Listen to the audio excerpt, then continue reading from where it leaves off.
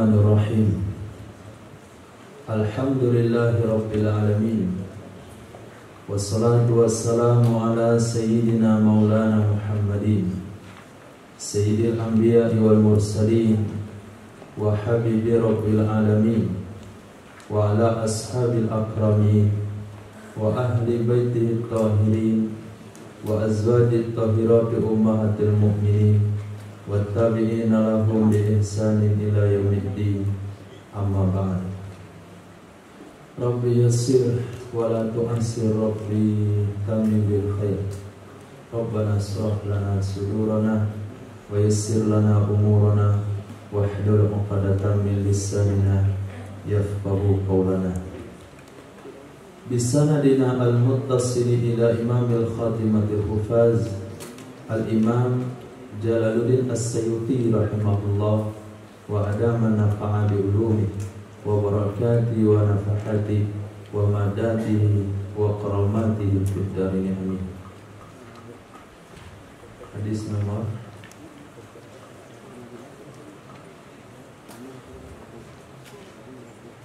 4185.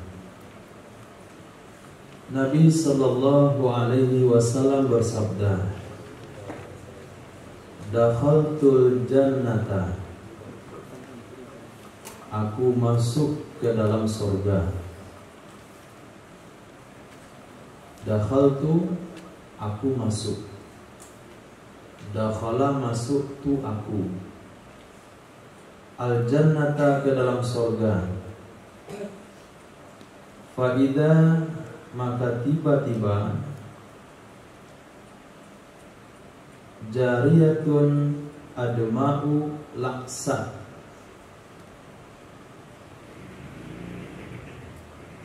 tiba-tiba ada seorang wanita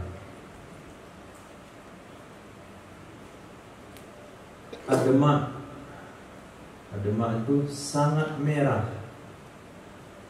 sangat merah. Kalau sangat merah itu agak hitam mengkilat, itu sangat merah. Kemudian laksa, laksa itu artinya warnanya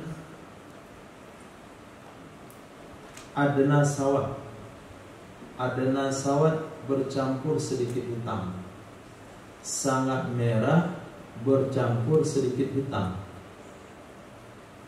Merah apa itu? Merah hati. Sangat merah tapi sudah mendekati sedikit hitam. Itu mana adma laksa. Jadi ketika Nabi masuk dalam surga, ketemulah salah satu jariyah wanita, maksudnya adalah bidadari. Warna kulitnya terlalu merah sehingga mendekati hitam sedikit. Fakultu, maka saya katakan, ma hadhihi ya Jibril, siapa ini wahai Jibril? Kenapa satu orang budak wanita ini, satu orang bidadari ini warnanya beda dari yang lain? Faqala, maka berkatalah malaikat Jibril, innallaha, sesungguhnya Allah subhanahu wa ta'ala, arafa, mengetahui ya Allah, syahwata, keinginan Sayyidina Ja'far bin Abi Thalib, lil udmil luqsi, bagi wanita yang berkulit hitam. Al-luqsi, maaf, lil udmi, yang berkulit sangat merah. Al-luqsi, mendekati sedikit hitam.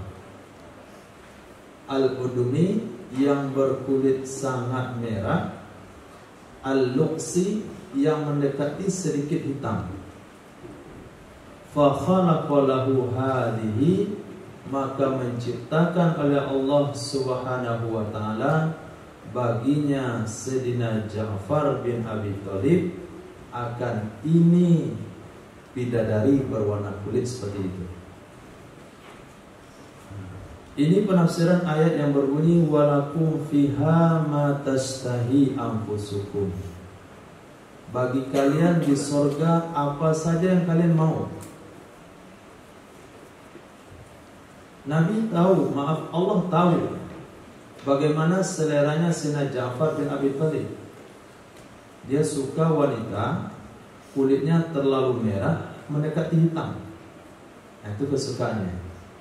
Karena Allah tahu keinginan Sayyidina Ja'far bin Abi Thalib, Allah ciptakan ada beberapa bidadari yang warna kulitnya seperti itu.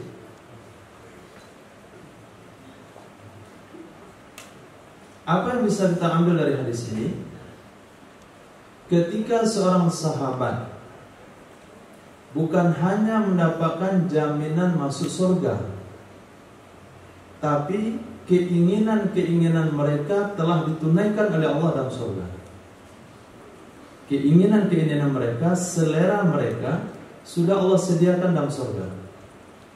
Tidak adakah kecemburuan bagi kita akhir zaman untuk berusaha beramal sekuat tenaga sehingga mendapatkan jaminan surga? Kan kita sangat tertinggal berarti. Seharusnya dengan mendengar hadis ini kita terpacu semangat. Sahabat bukan hanya dijamin masuk surga, tapi selera mereka di dunia telah Allah tunaikan di akhirat. Sayyidina Bilal bin Rabah dalam hadis sebelumnya, Nabi dengar bunyi sendalnya. Kemudian ada seorang wanita yang Nabi sudah dengar juga sendalnya. Siapa namanya? Siapa? Nomor hadis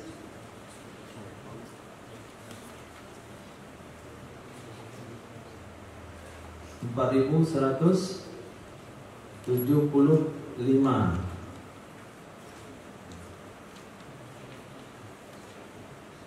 4173. Jadi dari seorang laki-laki Sayyidina Bilal bin Rabah, dari seorang wanita namanya Umaysah bintu Milhan. Tadi sahih. Ketika Nabi masuk surga, Nabi sudah dengar bunyi sendalnya di depan Nabi.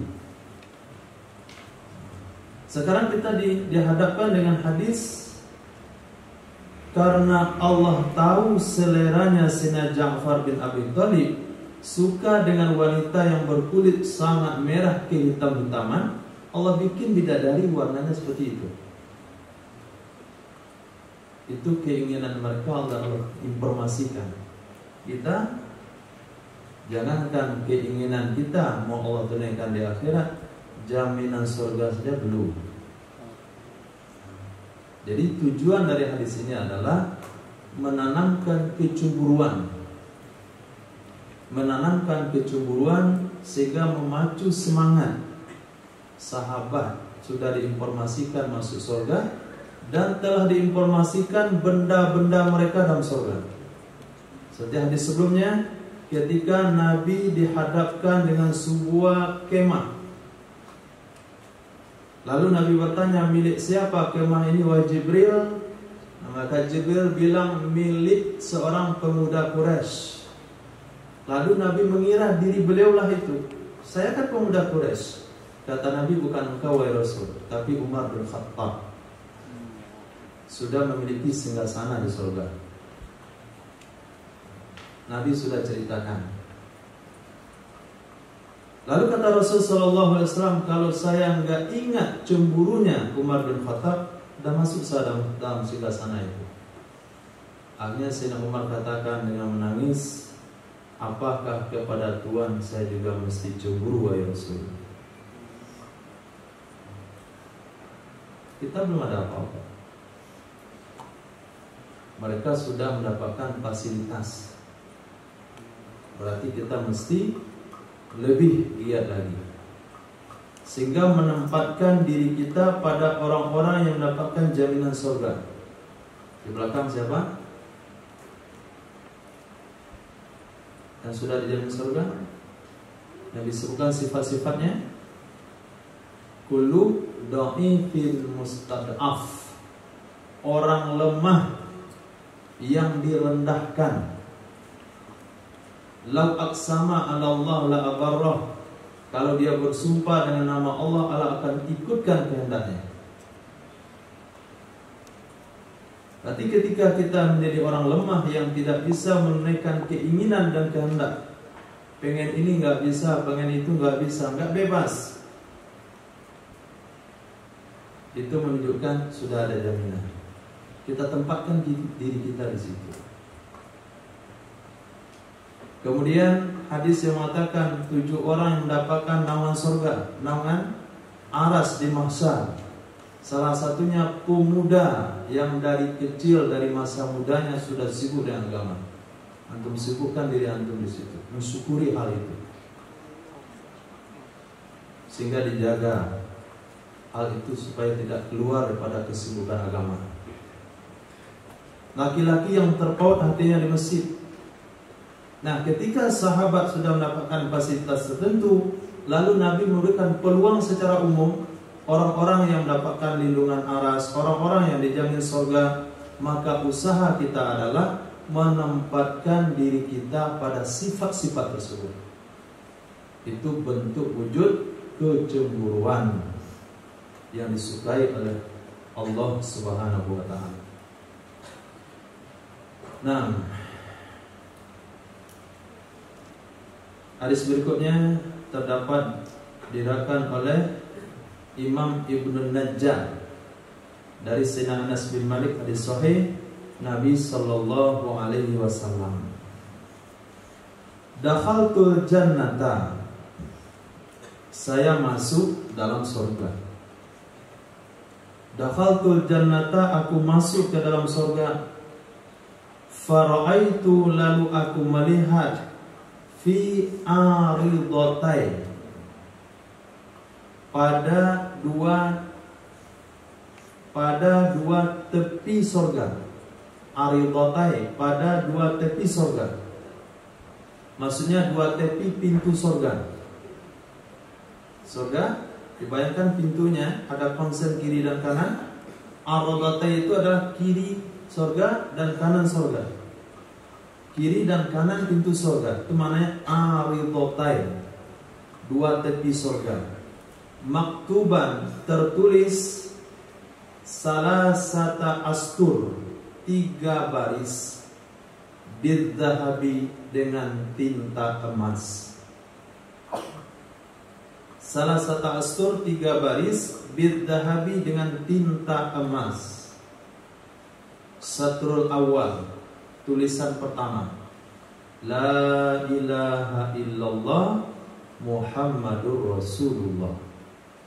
Itu tulisan pertama. Wasatrus tsani, tulisan kedua, Ma qaddamna wajadna, wa ma akalna rabihna, wa ma khalafna khasirna. Wa ma qaddamna, sesuatu yang telah kami kedepankan, sesuatu yang telah kami dahulukan. Wajadna, kami sudah dapati. Apa maksudnya sesuatu yang telah kami dahulukan? Kami dahulukan mengirimnya ke akhirat ketika kami masih di dunia. Harta yang sudah dikirim ke akhirat, tenaga yang sudah dikirim ke akhirat, usia yang sudah dikirim ke akhirat untuk kepentingan akhirat sebelum meninggal. Wajadna, kami dapati imbalannya. Wa ma akalna robihna, sesuatu yang telah kami makan, sesuatu yang telah kami makan, kami sudah beruntung. Robihna, kami sudah beruntung. Kenapa kami beruntung? Karena kami sudah memakannya. Wa ma khallafna, sesuatu yang kami tinggalkan, khasirna, kami merugi. Sesuatu yang kami tinggalkan, kami merugi.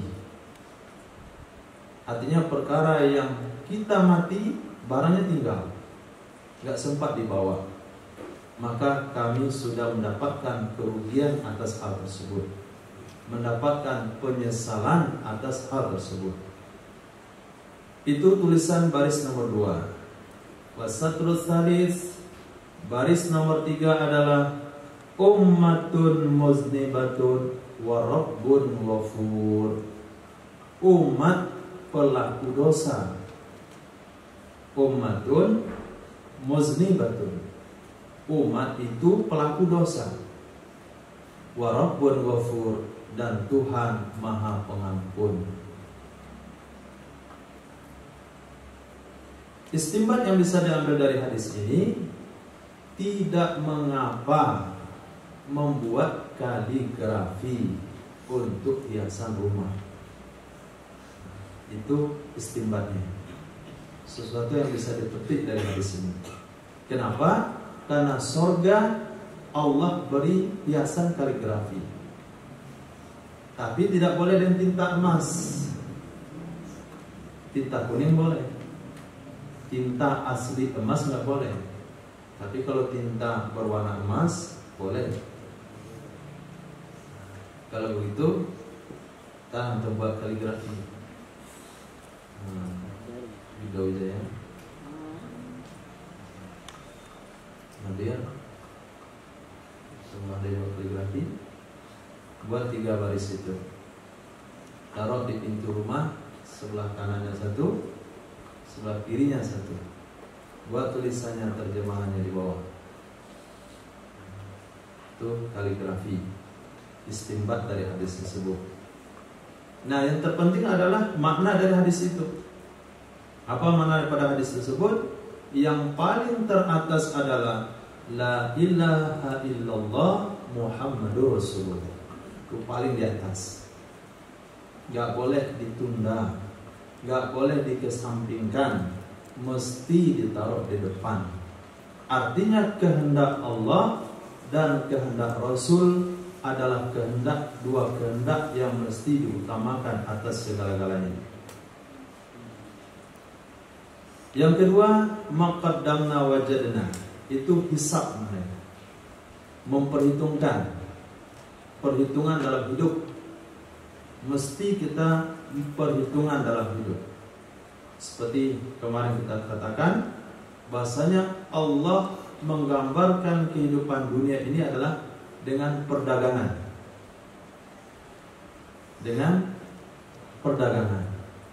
Bahasa dunia, bahasa kehidupan dunia Allah gambarkan dengan metode dagang.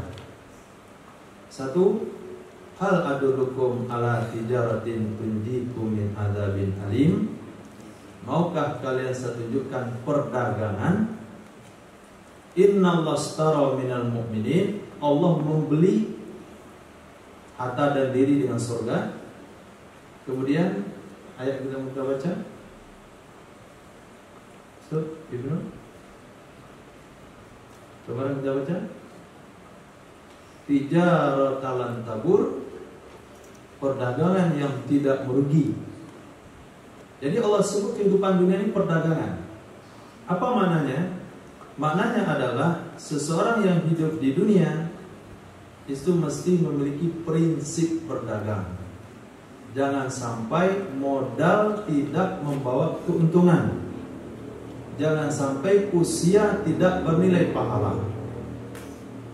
Usia tidak bernilai pahala. Dan sangat terpenting adalah ketika usia habis, usaha tetap jalan. Ketika kita meninggal dunia, amal tetap berjalan. Maka dibuatlah kalimat yang kedua, hisab. Kemudian kalimat yang ketiga adalah tawakal kepada Allah. Pasrah kepada Allah. Kita memang banyak dosa. Setelah kita utamakan kehendak Allah dan Rasul, setelah kita perhitungan sedetil mungkin untuk tidak terlibat kepada kerugian, kalaulah terlibat juga dengan dosa, Allah Maha Pengampun. Nah, dengan 3 baris itu, itulah panduan yang sempurna dari kaligrafi surga tadi. Nah, kenapa dibuat di depan pintu surga? dua tepi pintu surga, itu artinya sebelum masuk rumah baca nasihat tersebut. Menoleh ke kanan itu nasihatnya, menoleh ke kiri itu juga nasihatnya. Khair, hadisnya sahih. Hadis berikutnya Nabi SAW bersabda, dakhaltul jannata, aku masuk dalam surga. Faida, maka ternyata aksaru ahliha, yang terbanyak penduduknya surga adalah al-bulhu. Bulhu itu orang yang gak pandai buat dosa. Nah, itu bulhu. Gak pandai dia buat dosa. Itu yang paling banyak penduduk surga. Ide untuk buat dosa itu gak tahu dia. Sehingga di Yaman ada salah satu desa, mereka tidak tahu yang namanya ghibah. Bagaimana praktik ghibah itu nggak tahu, kecuali ketika mereka membaca kitab tasawuf membahas tentang ghibah. Oh, ini ghibahnya. Masa iya ada orang buat begitu? Mereka merasa aneh kalau ada orang terlibat ghibah. Akan polos itu. Itu namanya bulhu.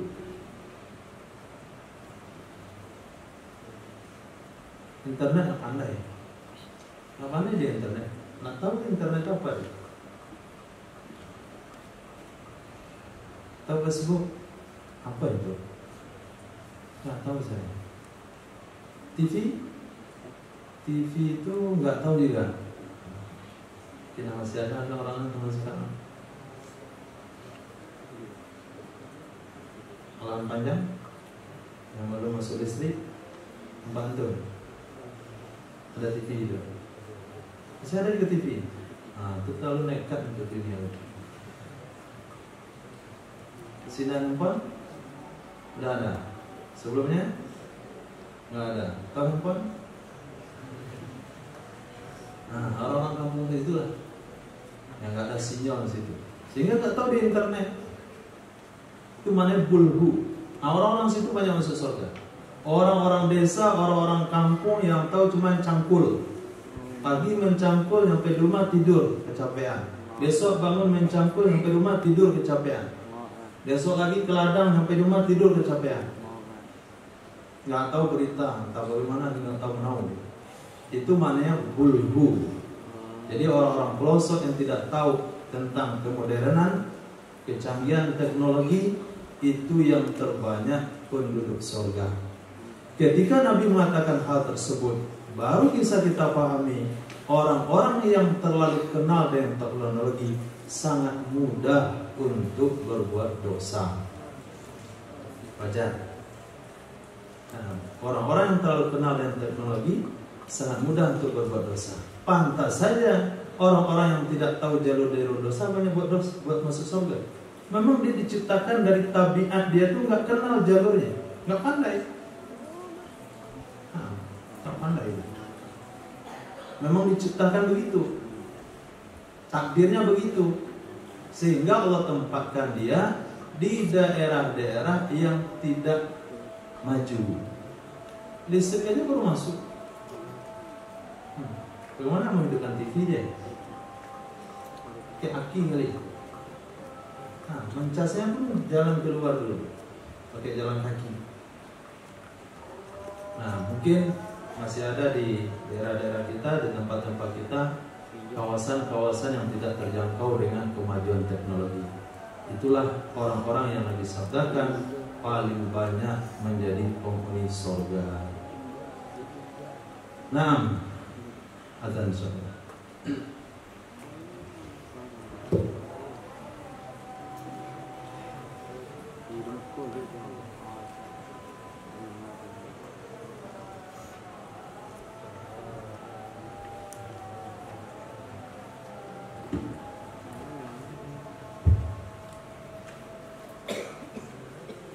Allahu Akbar, Allahu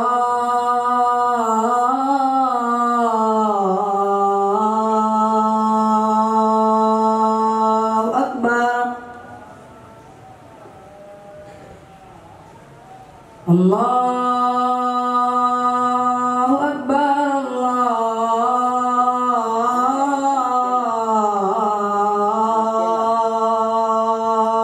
Allahu Akbar.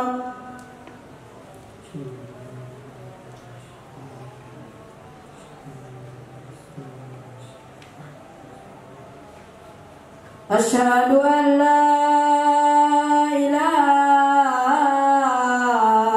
illallah.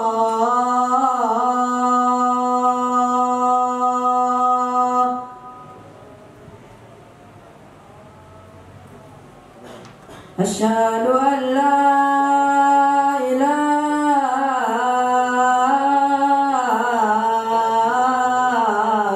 illallah.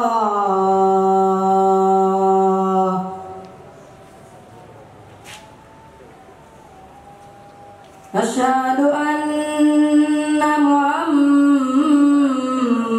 Rasulullah.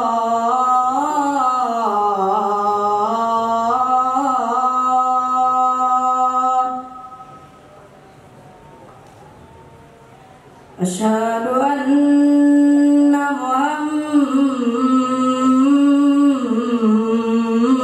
Muhammadar Rasulullah.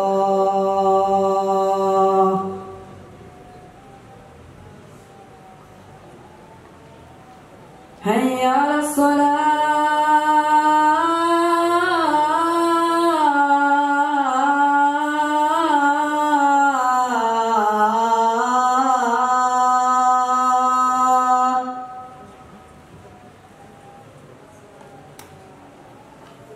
Hayya 'alas salah.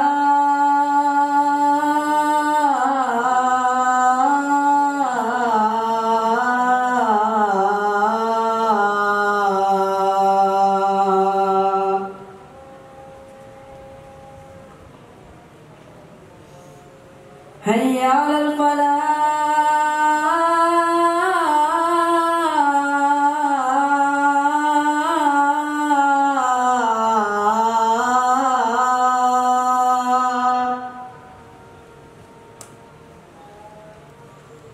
Hayya 'alal falah.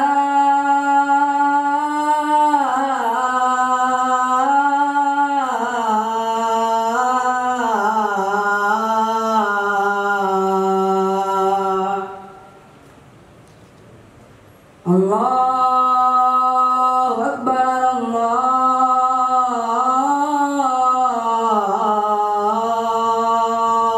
Allahu Akbar. La ilaha illallah.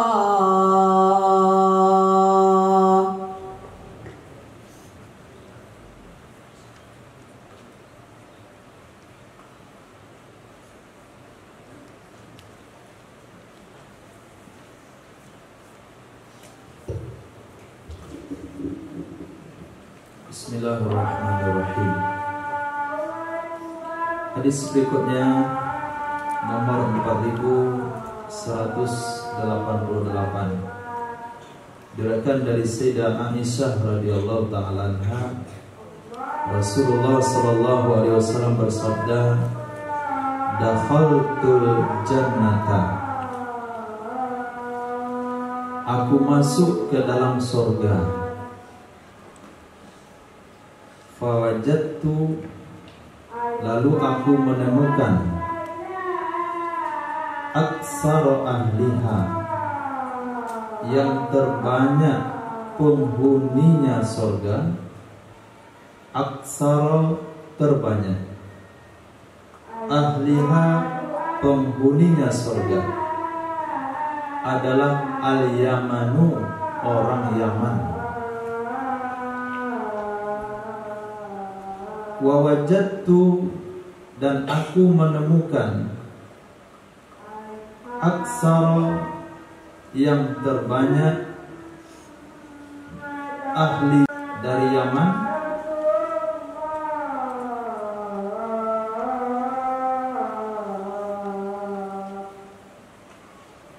Jadi Mazhij itu nama satu suku di Yaman.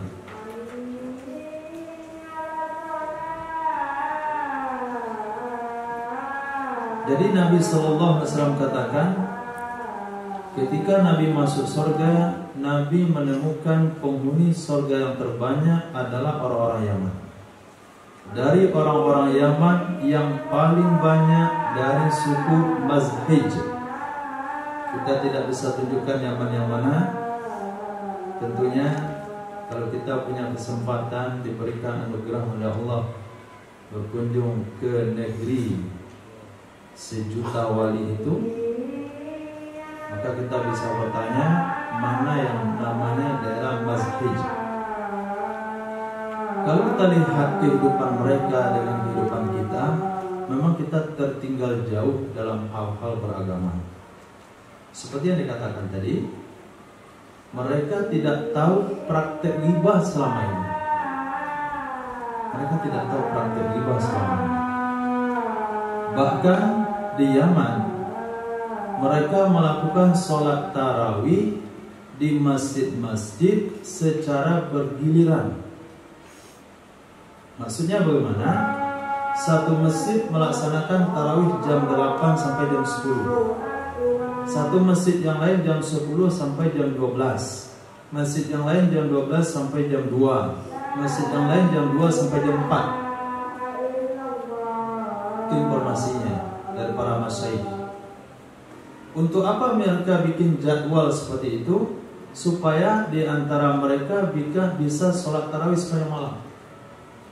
Tarawihan di sini selesai, pindah itu tarawihan, pindah itu tarawihan, pindah itu tarawihan, pulang ke rumah, sahur makan. Besok berangkat subuh ke masjid, lepas subuh ke masjid ada lagi pengajian. Gak pernah ada di tempat kita hal-hal seperti itu.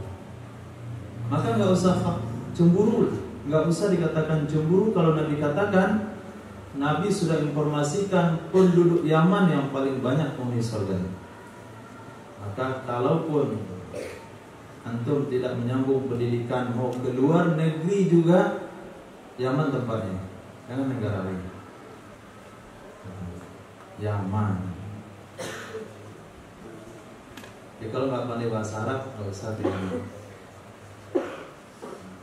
Minimal standar bahasa Arabnya tahu menerjemahkan reporter pemain bola bahasa Arab. Nah, di channelnya bahwa reporternya bahasa Arab. Mantu ngerti, nanti baru boleh. Jadi kalau ini aja diterima di eja begini, mau ke Yaman, pulang-pulang nggak ada yang dapat. Nama aja dapat, Al-Yamani. Muhammad Ismail Jeki Al-Yamani. Yang pakai sorban ketingkat. Orang salut, Masya Allah, Al-Yaman. Pelajar dari negeri sejuta wali. Tapi suruh baca aja nggak ngerti. Kalau nggak ngerti, nggak paham saya. Arab aja semua ngomongnya dulu. Nggak salah.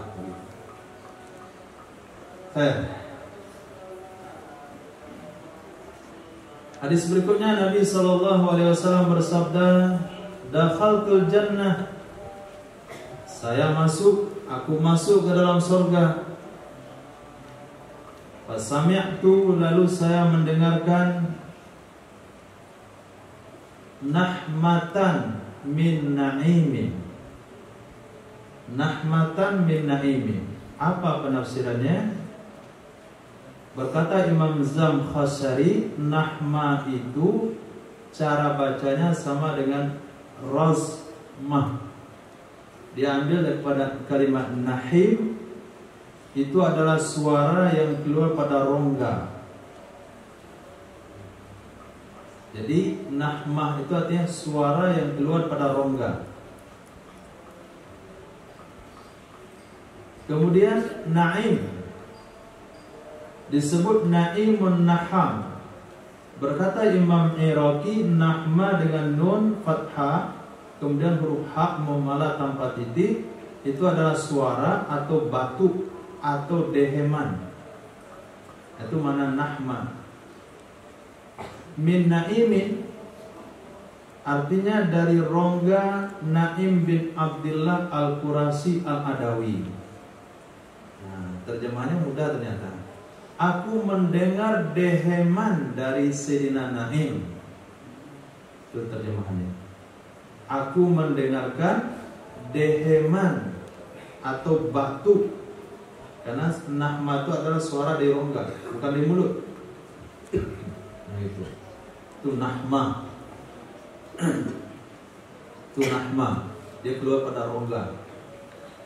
Jadi saya mendengar deheman atau batunya Sayyidina Naim bin Abdullah Al-Qurasi Al-Adawi. Beliau masuk Islam sebelum Sayyidina Umar bin Khattab. Beliau tutupi keimanannya dan beliau menginfakkan hartanya atas janda-janda Bani Adi. Itu sisi kehidupan daripada Sayyidina Naim. Beliau masuk Islam sebelum Sayyidina Umar bin Khattab, tapi nggak berani menampakkan keislamannya karena beliau satu suku dengan Sayyidina Umar bin Khattab, sama-sama Bani Adi.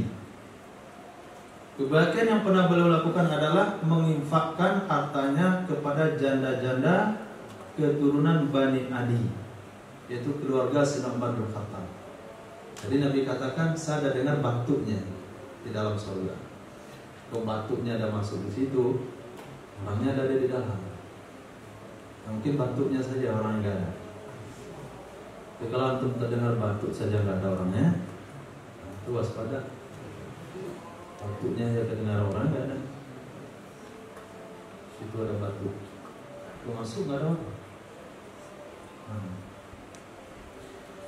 Hadis berikutnya Nabi SAW bersabda, dakhalatil umratu fil haji ila yaumil qiyamah. Masuk umroh ke dalam haji. Masuk umroh ke dalam haji sampai hari kiamat.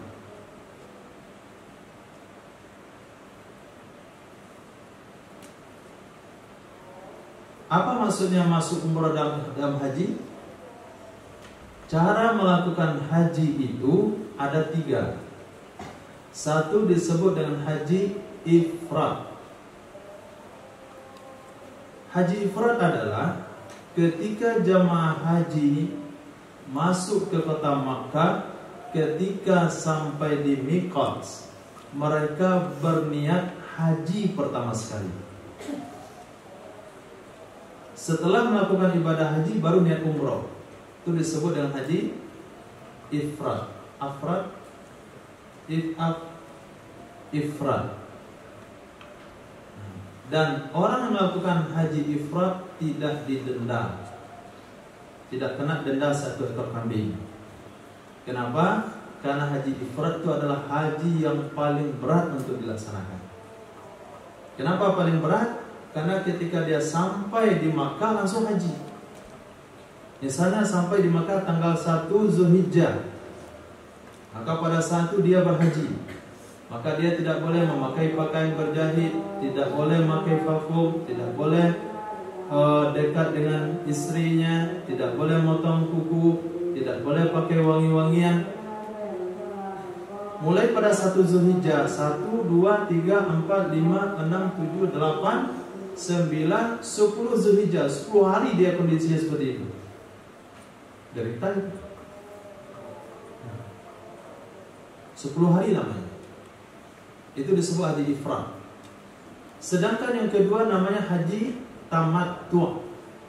Tamattu' itu maknanya bersenang-senang. Caranya adalah ketika nyampai di Makkah langsung niat umroh. Masuk kota Makkah niat umroh. Umroh itu selesai sehari. Lewat miqat, tawaf, sa'i, cukur, selesai. Lepas itu dia boleh pakai pakaian berjahit, dia boleh pakai wangi-wangian, dia boleh kumpul dengan keluarganya dan macam-macam. Nanti tanggal 7 atau tanggal 8 niat haji. 8, 9, 10, 3 hari cuma menderita tanpa baju. Namanya tamattu, bersenang-senang. Kena denda orangnya 1 ekor kambing, wajib disembelih. Maka rata-rata seluruh jemaah haji itu terlibat dengan haji tamattu. Nah, yang perlu ditekankan adalah setiap jamaah haji mesti melihat penyembelihan kambing dendanya. Jangan main wakilkan saja. Ini uang tolong sembelihkan dam saya. Jangan-jangan nggak disembelih. Kenapa nggak disembelih? Karena saking banyaknya kambing yang diperlukan. Maka kita datang tempat penjualan kambing, kita bayar, kemudian kita minta sembelih. Setelah sembelih tinggalkan saja. Dia orang yang ngurus. Yang penting kita lihat dia disembelih. Itu disebut dengan haji tamattu. Kemudian haji qiran. Haji qiran adalah berniat umroh sekalian haji. Sama dengan kita masuk masjid, sholat duha langsung sholat tahiyatul masjid. 1 dalam 2. 2 dalam 1. Itu disebut dengan haji qiran. Nah, hadis ini berbicara tentang haji qiran. Amalan umroh masuk dalam haji sampai hari kiamat. Karena ada hadis ini, terjadilah ikhtilaf di kalangan ulama. Mana cara pelaksanaan haji yang terbaik? Mazhab Imam Syafi'i pendapat yang kuat mengatakan haji ifrat yang tadi. Kenapa menderitanya lebih lama? Pendapat yang kedua dalam mazhab Imam Syafi'i haji qiran yang terbaik. Kenapa? Ada hadis amalan umroh masuk dalam haji sampai hari kiamat. Dan mereka membaca sebagian haji yang dilakukan oleh Rasul, haji terakhir itu adalah haji qiran. Nah,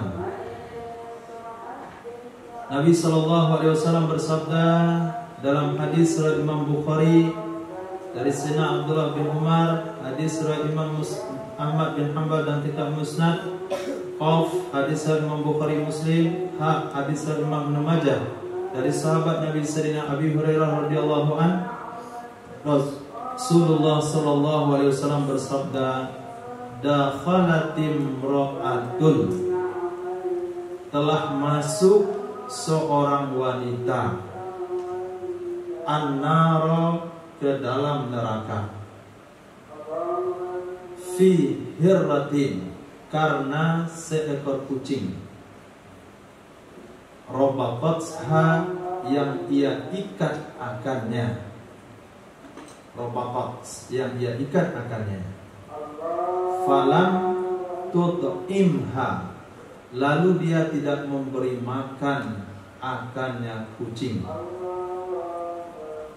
walam tadakha, dan dia tidak membiarkan akannya kucing, takulu, makan ia kucing, min khasasil ardi, dari rumput-rumput bumi, dari rumput-rumput bumi, hatta matat, sehingga mati ia kucing.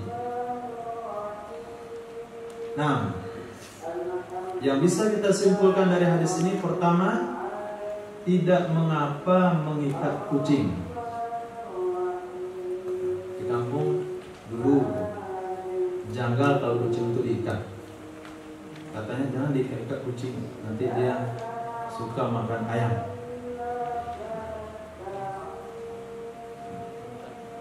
Akhir-akhir ini orang ikat kucing bawa jalan-jalan. Sebagian bawa anjing, sebagian bawa kucing. Diikat di lehernya. Ternyata kucing diikat lehernya tidak ada masalah. Tidak terpengaruh psikologisnya. Kenapa? Nabi katakan wanita itu ikat kucing. Yang kedua, kucing itu memakan rumput-rumput. Takulu min khasasil ard, dia makan rumput. Maka kucing dalam kandang itu mesti dilepaskan. sekali-sekali untuk makan rumput. Karena kalau dia makan rumput, dia nggak sehat. Bahkan Nabi katakan, kalaupun dia lepaskan kucing itu dan kucing itu makan rumput, kucing itu bisa hidup. Kucing itu bisa hidup. Dan dia berdosa adalah karena kucingnya diikat dan tidak dikasih makan. Yang ketiga, hadis ini menggambarkan bahwasanya Allah bisa saja mengazab seseorang karena satu dosa yang dianggap tidak berat. Apalah kucingnya mati loh, nggak orang, hanya kucingnya mati. Jadi suatu dosa tidak boleh dianggap rendah, karena bisa saja murka Allah datang di situ. Pernah mengingat pengalaman dari orang tua? Pengalaman kita dari orang tua?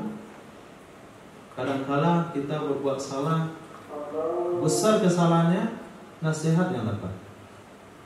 Sedang kesalahannya, masih teguran yang dapat. Kecil kesalahannya, ngamuk langsung. Jadi maknanya, murka Allah tidak bergantung kepada dosa itu besar atau kecil. Tapi kalau pas kita buat dosa, pas kita dapat murka Allahnya, itu yang bahaya. Sehingga Nabi sabdakan, jangan pernah enggak enteng sebuah dosa. Begitu juga kebaikan. Keridhaan Allah itu terkadang bukan pada amalan yang besar. Hadis yang lain yang biasa diriwayatkan bersama dengan hadis ini adalah seorang wanita pelacur masuk surga dengan memberi minum seekor anjing. Digandengkan dalam hadis ini. Ini wanita masuk neraka gara-gara kucing mati, nggak dikasih makan. Yang satu sisi pelacur bisa masuk surga gara-gara ngasih minum anjing. Dua hadis ini kalau kita pahami, maka pemahamannya adalah murka Allah tidak bergantung kepada besarnya dosa, maka jangan pernah menganggap enteng dosa kecil. Kemudian keridhaan Allah tidak bergantung kepada besarnya satu amal. Bisa saja keridhaan Allah itu datang dengan amal yang terkecil. Wala, umumnya hadisnya, wala tahkiranna minal ma'rufi syai'a. Jangan pernah menganggap enteng kebaikan sekecil apapun. Lalu bagaimana kita menyikapinya? Lakukan apa yang mampu kita lakukan. Jangan berkecil hati walaupun perbuatan itu kecil. Hindari dosa semampunya, bukan semampunya, hindari dosa walaupun sekecil apapun dosa itu. Nah, hadis berikutnya, Nabi SAW bersabda, dukhulul baiti dukhulu fi hasanati, khurujun min sayyi'ati. Masuk ke dalam rumah. Masuk ke dalam rumah. Rumah yang dimaksudkan di sini adalah Ka'bah. Masuk ke dalam rumah maksudnya adalah Ka'bah, itu masuk ke dalam kebajikan dan keluar dari kesalahan. Dukhulun fi hasanatin, masuk dalam kebaikan, wa khurujun min sayyi'atin, dan keluar dari kesalahan. Nabi SAW pernah masuk ke Ka'bah ketika Fathul Makkah. Waktu itu Nabi masuk disertai oleh Sayyidina Zaid bin Haritha, Sayyidina Bilal bin Rabah, dan Sayyidina Utsman kenapa? Bin Talha. Nabi gak bawa orang-orang tinggi situ. Nabi bawa orang-orang sahabat rendahan. Bukan rendahan di kitanya, enggak, rendahan di kalangan sahabat. Lalu ketika Nabi keluar, maka yang pertama kali yang dilakukan oleh Sayyidina Abdullah bin Umar adalah menemui Sayyidina Bilal bin Rabah.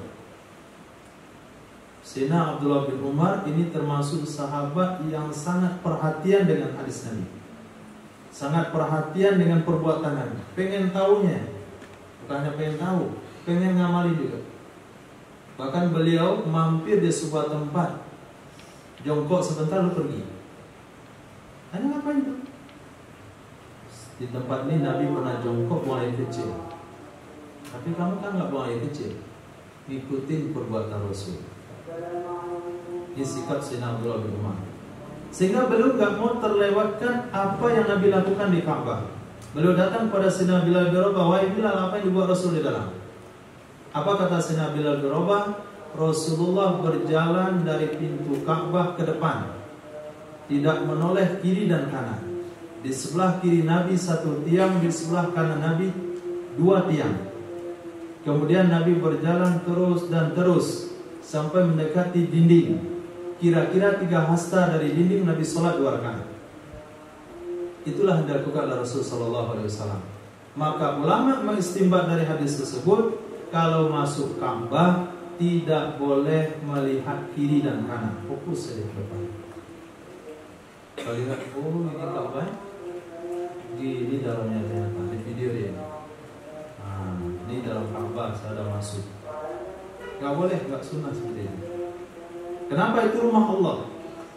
Masuk dalam rumah pejabat saya kita nggak berani melihat, angkat pandangan. Masuk ke rumah orang kaya kita nggak menatap dari dinding ke dinding. Kita fokus dalam pembicaraan. Sekarang kita masuk dalam rumah Allah yang pertama sekali dibangun di muka bumi. Masa kita memandang kiri dan kanan. Kemudian Nabi berhenti 3 hasta dan depannya dinding. Maka ulama mengistimbat hukum dari hadis tersebut, bahasanya kalau kita sholat di depan kita harus ada sutratul musolli yang jaraknya dengan kita adalah 3 hasta maksimum. Maka meja kita taruh di depan. Maka dari masjid-masjid kita mungkin belum ada sutratul musolli, itu diletakkan di depan meja. Atau sengaja dibuat bagus, taruh situ. Tingginya minimal 2/3 hasta. Kemarin di masjid kita wisuda itu berapa hasta? 2/3? Nggak sampai. Itu nggak cukup itu. Mesti 2/3 hasta tingginya. Nah, dan Nabi dalam sebuah hadis yang lain pernah diriwayatkan, kata Sayyidah Aisyah radhiyallahu taala anha, Nabi keluar meninggalkan saya dalam muka yang ceria sekali. Lalu ketika Nabi balik, muka Nabi itu lesu, kayak ada beban pemikiran. Lalu Sayyidah Aisyah bertanya, ada apa wahai Rasul? Kata Rasul sallallahu alaihi wasallam, lawis takbaltu mastadbartu ma dakhaltul Ka'bah. Kalau saya bisa balik ke belakang masa lalu, saya nggak akan masuk ke dalam Ka'bah karena khawatir memberatkan umatku. Apa maksudnya memberatkan umatku? Takutnya nanti umatku berkata, Rasulullah masuk Ka'bah, saya nggak pernah masuk. Kasihan saya. Takut itu yang Nabi khawatirkan. Tapi dalam sisi yang lain, Nabi tetap memberikan motivasi, masuk ke dalam Ka'bah itu sama dengan masuk dalam kebaikan dan keluar daripada kesalahan.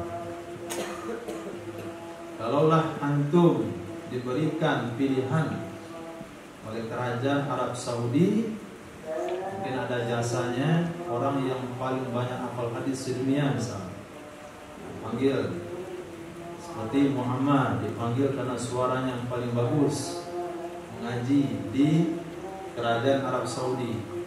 Bikinlah satu permintaan, masuk ke dalam Ka'bah, sholat 2 rakaat. Salah seorang imam, siapa beliau? Lupa namanya. Beliau membayar kepada petugas pintu Ka'bah sekian ratus dinar. Tolong izinkan saya masuk Ka'bah, saya akan sholat 2 rakaat 30 juz. Saya bayar sekian ratus dinar. Nanti tambah doa lagi. Ziaratul Haramain wa dukhulal Ka'bah. Tidak minat kan? Tidak minat kurang. Kalau minatnya ada kurang pasti nggak terkabul dan minat yang kuat saja nggak terkabul, lagi nggak minat sama sekali. Hadis berikutnya Nabi SAW bersabda, dirhamu riba, 1 dirham uang riba. Dirhamu riba, 1 dirham uang riba. 1 dirham itu kira-kira berapa ribu ya? Allah, 1 dinar. 1 dinar tuh 2,5 gram emas. 2,5 gram emas atau 1 ameh 1 dinar. 2,5 gram emas kira-kira 2,5 juta. Kemudian dirham itu 1/10 daripada dinar, berarti 250.000. Kira-kira begitu. Dan terpastikan di 1 dirham uang riba, ya'kuluhur rajul, yang memakan akannya oleh seseorang, yang memakan akannya uang riba oleh seseorang, wa huwa ya'lam, padahal dia tahu. Dia tahu itu uang riba, dia tahu riba itu haram. Asyaddu indallah, lebih berat di sisi Allah, lebih berat di sisi Allah, min sittatin, dari 6, wasalasina, dan 30. 6 dan 30, 36, zaniyatan, berzina. Hadis Imam Ahmad bin Hanbal, hadis Imam Tabrani dari Sayyidina Abdullah bin Hanzalah, hadis sahih. Kalau hadis sahih diambil berat. Hadis dhaif bolehlah agak melengah-lengah dikit. Kalau hadis sahih itu diambil berat. Orang yang sudah makan uang riba 250.000 rupiah, 1 dirham, dia sadar itu riba haram, dia tahu itu sumbernya riba, maka lebih parah dosanya di sisi Allah daripada 36 kali berzina. Hah? Berat sekali ancaman. Hadis berikutnya Nabi SAW bersabda, dirhamun, 1 dirham, 1 dirham, uqtihi, yang aku berikan akannya,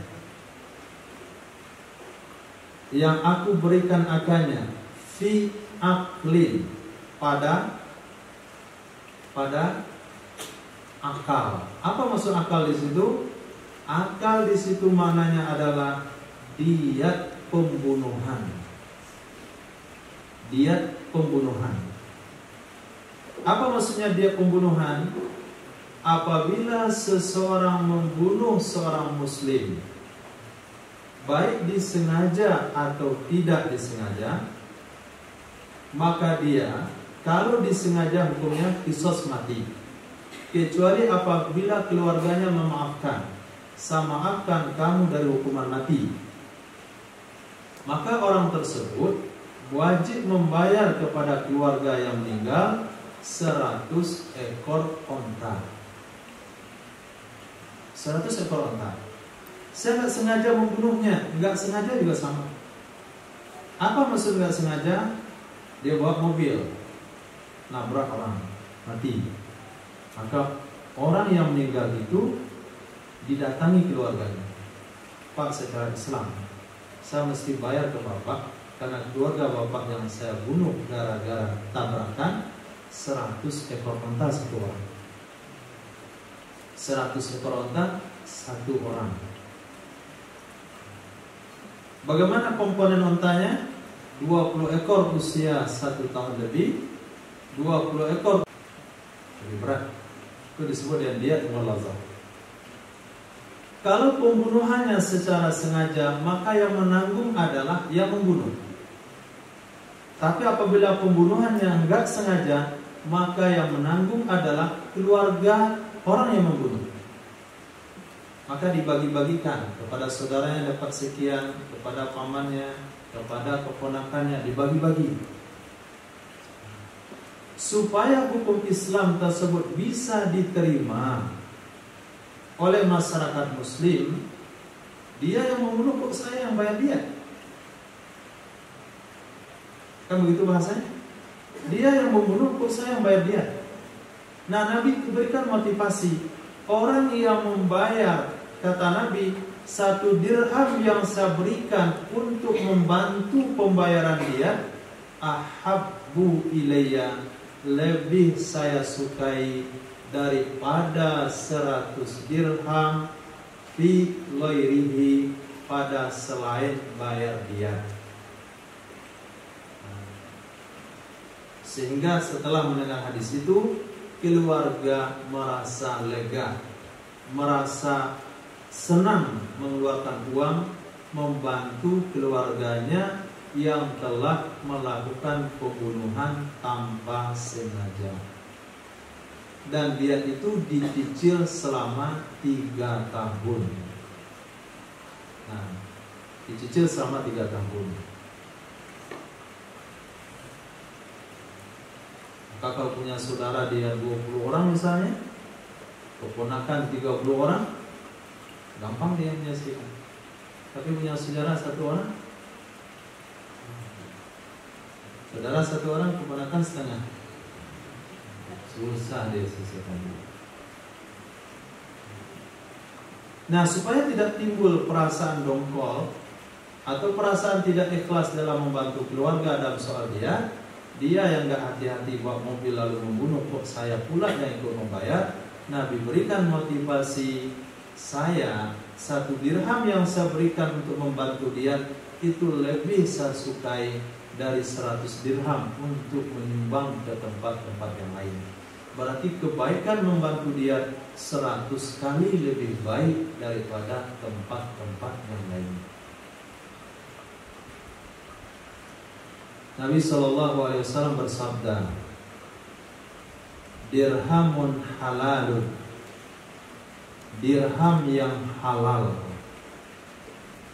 dirham yang halal, yustara bihi, yang dibelikan dengannya uang dirham, asalan akan madu, wa yusrabu, dan diminum ia madu, bima'il matar, dengan air hujan, sifaun min kulli da'in, itu obat dari setiap penyakit, obat dari setiap penyakit. Di sini rahasianya Nabi berikan. Kenapa saya berobat nggak sembuh-sembuh? Pertama mesti dicek uang untuk berobat itu halal atau haram. Halal atau haram. Maka Nabi katakan uang dirham yang halal dibelikan ke madu, diminum campur air hujan. Itu obat setiap penyakit. Jadi minum madu campur air hujan. Air hujan apa yang dimaksudkan? Ulama menjelaskan air hujan yang ditampung langsung dari langit dengan wadah plastik, dengan wadah logam. Air hujan yang langsung dari langit. Kalau anda ambil dari kuncuran atap, apalagi air hujan Indarung, dicampur dengan madu nggak sembuh. Semen yang keluar. Nah, susah kali buang air kecil ya. Kayak ada batu ginjalnya. Oh, minum air hujan dari atap Indarung. Campur semen, asap semen. Nah, jadi air hujan itu yang langsung dari langit. Tapi kata ulama jangan hujan awal-awal. Hujan awal-awal itu masih membersihkan udara-udara. Hujan hari pertama biarkan, hujan hari kedua biarkan, hujan hari ketiga itu kan udah bersih itu suasana udara. Ambil wadah plastik, taruh di tempat terbuka, langsung dari langit nampung ke bawah. Jangan air hujan malam. Kenapa jangan air hujan malam? Nabi SAW bersabda, tutup wadahmu di malam hari, karena di malam hari tempat masuknya penyakit. Yang ditampung malam-malam. Nah, hujan siang-siang atau hujan pagi-pagi. Nah, selepas itu campur dengan madu, kemudian diminum. Pastikan uang halal, itu adalah obat dari setiap penyakit. Kalau nggak punya uang halal, minta sama saudara. Minta uang halal untuk kesembuhan. Hadis terakhir, Nabi SAW bersabda, dirhamur rajul, satu dirham bagi seseorang, yunfiku, yang ia infakkan. Yunfaku. Nah, kalau kitab saya juga yunfaku, tapi la'ala shawab sesuai dengan qadanahu yunfiku. Satu dirham milik seseorang yang ia infakkan fi sihhatihi, di masa sehatnya, khairun, itu lebih baik, min itqi raqabatin, dari memerdekakan satu orang budak, inda mautihi, ketika meninggalnya. Ketika meninggalnya maksudnya ketika dekat-dekat mau meninggal. Satu dirham seperti yang kita hitung 250.000. Harga budak kalau dihitung di zaman itu paling murah itu 1 miliar. Perbandingan 250.000 dengan 1 M itu berapa?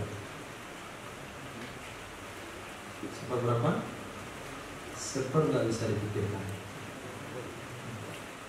Maka begitu perbandingannya ketika seseorang sehat walafiat lalu berinfak, ketimbang dekat-dekat sakaratul maut. Dalam sebuah hadis Nabi SAW bersabda, ketika dia mau mati dia katakan untuk fulan sekian, untuk fulan sekian, untuk fulan sekian. Nabi katakan memang harta itu sudah milik fulan, kalaupun nggak dikatakan. Sebentar lagi mati dia akan milik fulan semuanya. Tapi ketika dia sehat walafiat, angan-angan masih panjang, harapan hidup tuh kebayang masih banyak keperluan. Pada saat itu dia mampu berinfak, itu lebih baik sekian kali lipat perbandingan 1 dirham dengan memerdekakan budak. Satu budak mungkin bisa 1000 dirham, tapi 1 banding 1000 ketika dia meninggal dunia. Insyaallah, kalau Bapak mungkin ada pertanyaan, silakan.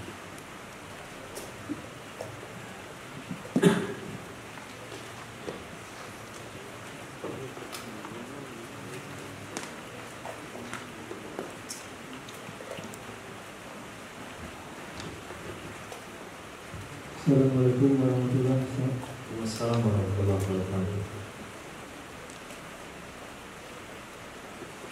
Izin bertanya, Ustaz. Yang saya mau tanyakan ini tentang adab seorang istri memanggil suaminya, Ustaz. Kebanyakan istri-istri sekarang kan memanggil suaminya kadang terbilang abi, ayah, papa, ada yang manggil abang, bukan. Terus kalau ada yang manggil nama, Ustaz. Apalagi kalau istrinya itu lebih tua umurnya atau lebih kaya. Gimana Ustaz solusinya? Panggilan yang bagus ini gimana? Sebaliknya suami ke istri juga gimana, Ustaz? Assalamualaikum warahmatullahi wabarakatuh. Assalamualaikum warahmatullahi wabarakatuh. Itu kayaknya bukan pertanyaan fikih. Merujuk kepada ayat Al-Quran yang mengatakan,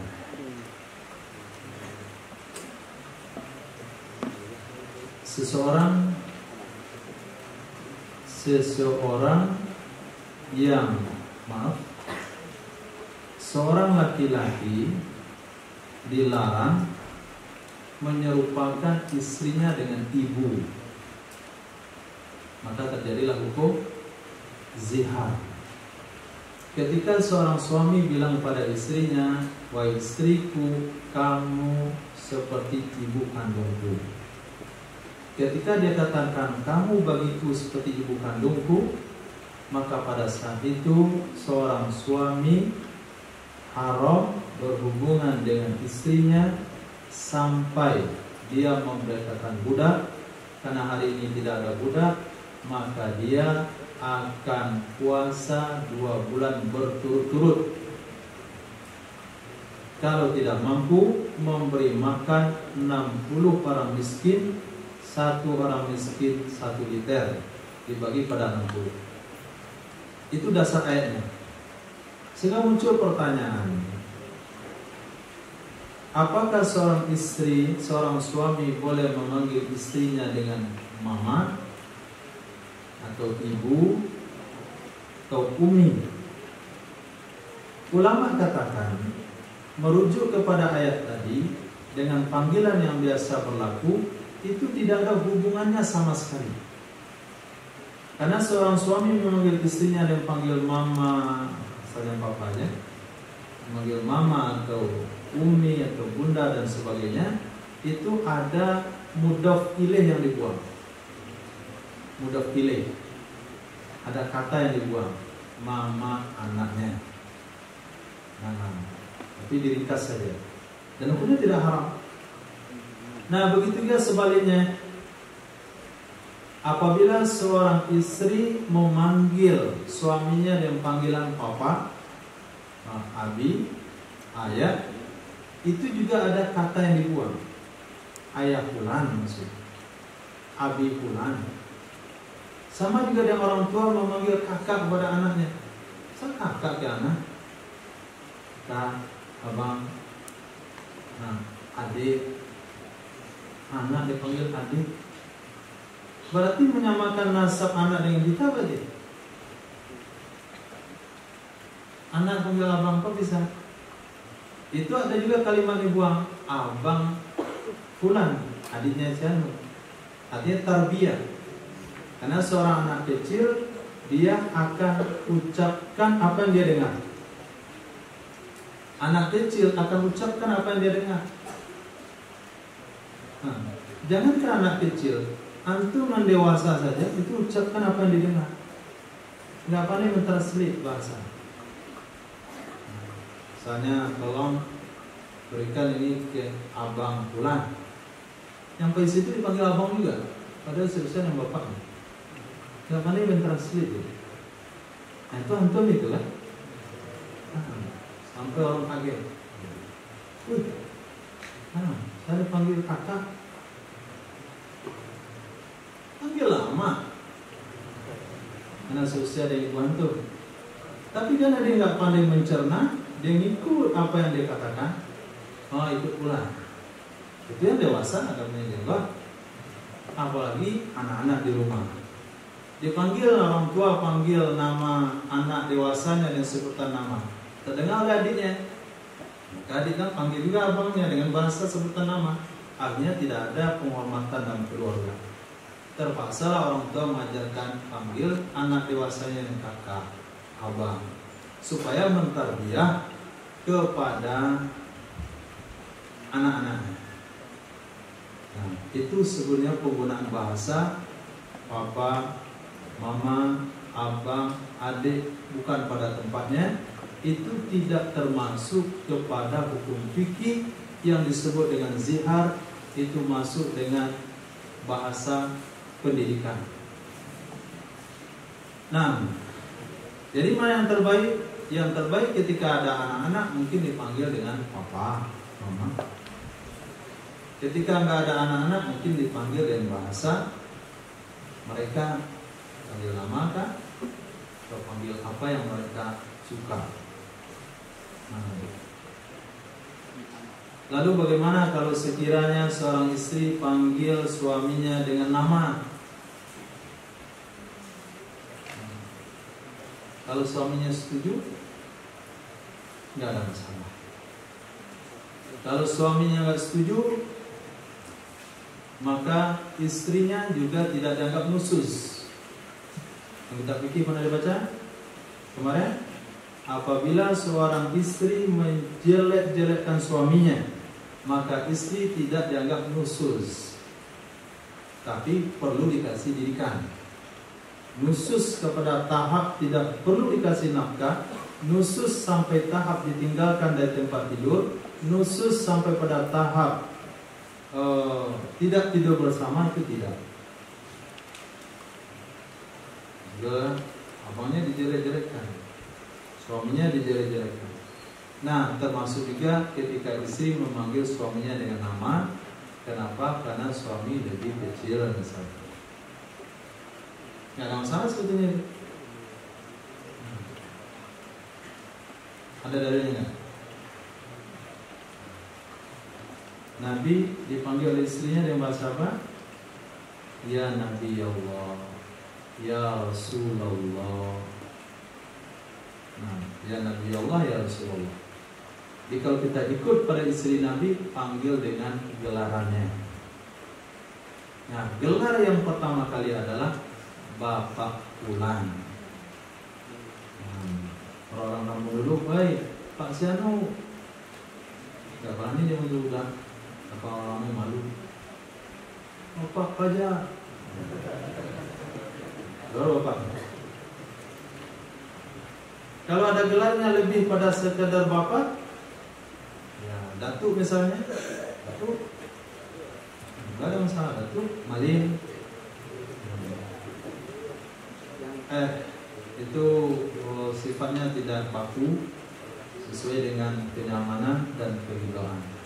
Yang paling tepat adalah istri bertanya kepada suaminya, sebutan mana yang kamu ridho dan rela saya panggil. Kenapa? Karena ketika seorang suami ridho kepada istrinya, maka dia salah satu wanita surga.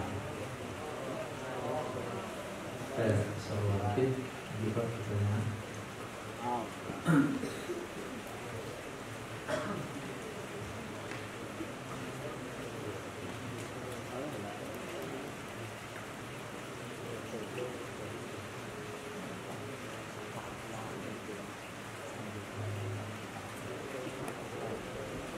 Bang, silakan.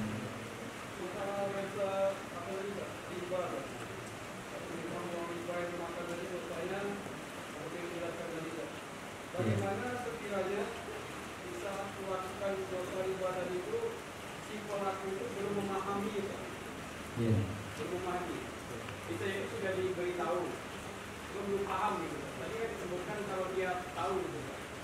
Bagaimana kalau sebaliknya dia belum paham dan belum tahu, dan kemudian dia kira, apakah itu masih dihitung dosa yang sama atau bagaimana? Jazakumullah khair. Nabi SAW bersabda, man taba an dzambin kaman la dzambala. Orang yang sudah bertobat dari dosa sama dengan orang yang tidak punya dosa. Kemudian dalam ayat riba pun Allah katakan illa ma qad salaf, kecuali riba-riba yang telah terjadi sebelum-sebelumnya, maka Allah tidak ambil hitung. Itu memang ayat berbicara tentang keterlibatan sahabat kepada riba di zaman jahiliyah sebelum turun ayat riba. Kalau bagi kita kan sudah turun ayat riba, maka bisa pemahamannya ayat riba itu belum sampai kepada kita. Yang kedua mungkin sampai, tapi pemahamannya belum sampai pada tahap yang diinginkan. Sehingga dengar ayat riba, dengar penjelasan tentang riba, kita nggak terima, tapi malah membantah sebaliknya, atau merasa perasaan tidak senang. Maka pada saat itu bertanda dia diberikan pemahaman oleh Allah Subhanahu wa taala. May yuridillahu bihi khairan yufaqihu fid din. Orang yang Allah inginkan kebaikan dalam dirinya, Allah akan pahamkan, mengerti dengan maksud yang Allah sampaikan. Bukan mengerti bisa dicerna, tapi mengerti bisa menerima. Itu makna yufaqih, mengerti bisa menerima. Lalu setelah dia bisa menerima hidayah dari Allah Subhanahu wa taala, lalu dia bertaubat dan mulai hijrah, meninggalkan sedikit demi sedikit, satu persatu, sampai terlepas daripada semua jeratan riba. Ketika dia bertobat, benar-benar bertobat, Allah nggak hitung lagi dosa itu. Karena hadis yang kita katakan tadi, man taba an dambin kaman la dambala wa in yaqud, walaupun dia kembali ke dosa yang sama 70 kali dalam sehari. Walaupun dia kembali ke dosa yang sama 70 kali dalam sehari. Ini hadis walaupun dia kembali 70 kali dalam sehari, ini hadis tidak boleh disampaikan kepada orang yang masih belum menyesal seutuhnya. Oh, boleh dong artinya? Buat riba sekali lagi lah, taubat lagi 70 kali dia sehari masih dimaafin. Itu kalau sampai hadis ini sampai ke telinga orang-orang yang hijrahnya masih setengah. Tapi hadis ini diriwayatkan kepada orang-orang yang sudah hijrah secara total, lalu menyesal atas perbuatan yang telah dilakukan, merasa dosanya belum diampuni. Hadis itu untuk orang itu. Hadis itu untuk orang tersebut, supaya dia tidak putus asa dari rahmat Allah Subhanahu wa taala, supaya dia merasa percaya diri, dia taubat dan taubatnya sudah diterima oleh Allah. Insyaallah dengan keberkahan dan keampunan dari Allah, seperti kaligrafi yang ditulis di surga tadi, al-ammatun abumatun muslimah wallahu ghafur. Umat memang sering berbuat salah, sering terlibat dosa, tapi ketika dia kembali kepada Allah yang Maha Pengampun, maka mesti Allah mengampuni dosanya. Maka bagi orang-orang yang sudah hijrah mantap dalam dirinya, masih was-was dengan dosa yang pernah dibuat, maka Allah dan Nabi menjanjikan hadis-hadis supaya keputusasaan itu tidak ada. Di antaranya hadis tadi, pelacur saja Allah ampuni dengan memberi minum seekor anjing. Seorang yang bertobat telah membunuh 99 orang, genap 100 orang, tobatnya diterima oleh Allah padahal belum sempat berbuat baik. Itu hadis bagi orang-orang yang sudah hijrah tapi masih merasa terbebani dengan dosa sebelumnya. Dan hadis ini tidak boleh disampaikan kepada orang-orang yang setengah-setengah hijrah. Nanti dia termotivasi untuk berbuat dosa kembali. Itu sebabnya Nabi SAW bersabda, anzilun nas manazilahum khatibun nas ala qadri nukulihim. Tempatkan manusia pada posisinya, ajak mereka ngobrol sesuai dengan akalnya. Artinya berikan materi sesuai dengan keadaan seseorang. Ketika dia berbuat dosa, kita berikan materi ancaman. Ketika dia kembali bertobat, kita berikan hadis harapan. Sehingga antara harap dan takut selalu ada di dalam hati. Maka Nabi bersabda, orang yang ada dalam hatinya rasa takut, saya amankan dia dari apa yang dia takuti. Orang yang dalam hatinya selalu ada harap, saya berikan kepadanya harapan yang diharapkan. Jaga rasa takut dan harap selalu dalam hati sampai akhir hayat, insyaallah. Allah khair. Masih ada Bapak? Silakan. di dalam riba definisinya yang lebih di dalamnya definisinya dalam kondisi sekarang kan banyak yang menawarkan praktek-praktek jual beli atau simpan pinjam dengan pembayaran yang diatur oleh masing-masing perusahaan. Tapi berbeda sepeda motor, ada berbeda sepeda motor dengan pembayaran per bulannya. Apakah dengan pembayaran per bulan ini yang dimaksud dengan riba atau denda yang kita bayarkan itu yang dimaksudkan? Jazakumullah khair. Dalam jual beli ada kesamaran bagi kita masyarakat antara riba dan kredit. Nah, kadangkala mereka menganggap kredit itu riba. Kredit itu jual beli secara menyicil, membeli barang dengan cicilan, itu kredit, dan itu tidak riba. Lalu kenapa terjadi riba dalam kredit sekarang? Penyebabnya karena dia membuat muamalah segitiga. Itu penyebabnya. Muamalahnya segitiga.